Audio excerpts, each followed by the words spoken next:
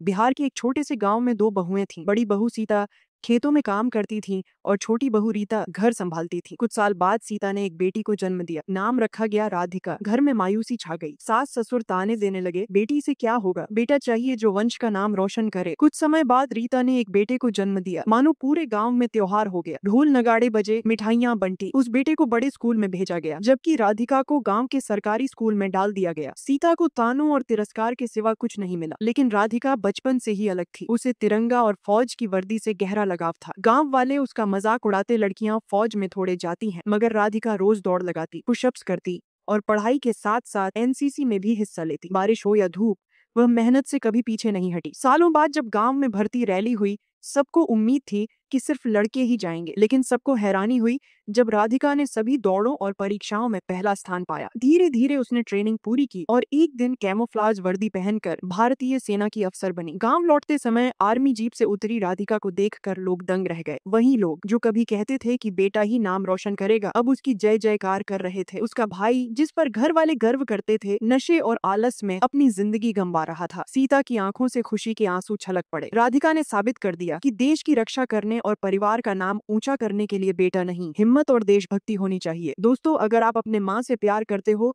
तो like subscribe जरूर करना।